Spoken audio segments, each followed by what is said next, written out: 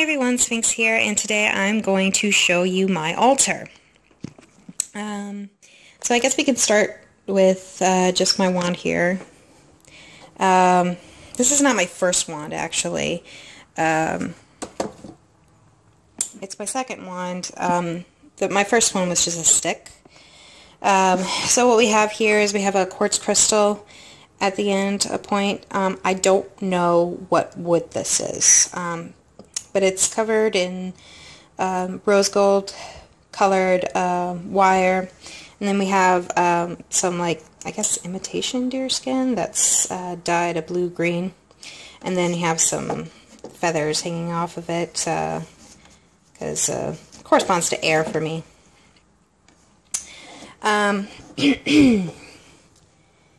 We have here cups that represent the elements. They do not face the directions, obviously, but this is the way that I cast a circle, and the male corresponds, female corresponds, the way I see it. So for air, I have some rosemary, and that's actually for a spell. I had it empty before. Air is kind of a funny thing. It's kind of like, you know, what do you use it for? Because air is all around. And what I like to do is to have something that's scented. And, you know, of course, rosemary has a scent. And I like it to be without using fire. But like I said, this is specifically for a spell. It actually used to be empty. Here I have, this is fire, and this is just ash. I wanted to have something that was consistent representation of fire, so I didn't want a candle. And I didn't want lava rocks because that says earth too much to me. So the aftermath of, this is mostly incense, but I think it's some other stuff. I think maybe like from a sage wand or something. And then we have one for water, and I have water in it. Sometimes I put ocean water in that. But sometimes not, because it involves salt, and salt says earth too much to me. So I also have a little seashell in there. And then for earth, we just have a bunch of rocks. This box was a gift from one of my mom's friends who was Moroccan. It's a lovely little box, and I have some magical items in there that I keep for spells. There's a lot of weird stuff in there, so I'm not going to open it and divulge too much information. And there's my Book of Shadows. I just made a video about that. And then we have my two sphinxes, and of course we have my two sphinxes because they're very important to me, and sphinxes act as guardians, you know, throughout all different cultures. So, you know, they kind of protect my altar, I suppose. Over here we have the goddess candle, and what I have is like a silver cup, and that's not very effective for catching wax, so I think I'm gonna change that. Here I have some rose water. I don't think I'm gonna keep it on my altar. I just kind of put it there. And then we have my lovely little cauldron that I have yet to use. I'm going to use it for burning incense.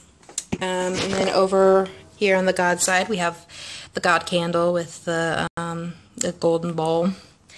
Then we have my athame. This is actually new, and it was really, really cheap. I didn't want to spend too much on an athame, and I want to alter it in such a way to make it, you know, individually mine. And then we have a rose crystal. I don't know why I bought this. I mean, I understand that I have a quartz crystal on my wand, but I'm not too sure about crystals. I haven't done a lot of research on them. I guess, like, you know, rose quartz is supposed to represent love as well as self-love, so I don't really know about, like, crystals having special powers or anything like that, but it represents self-love, and that's what I'm all about right now on my temporary left-hand path. just learning to love self. And so it just kind of represents self-love. You know, whether it actually does anything, I'm not too sure. I haven't really researched crystals or anything like that.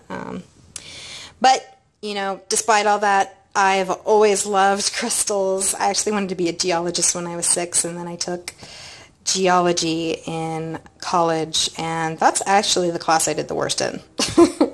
So geology turned out to be kind of boring. Over here, I have a stick, which I'm actually going to use.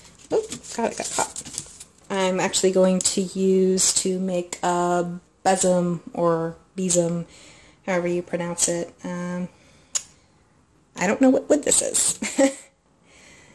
If anybody can identify it, that would be great. I don't know if you can identify the wand, because I carved it a little bit. So that is it for my altar. It's always changing. So questions, comments, right below. And that's all for this video, and blessed be.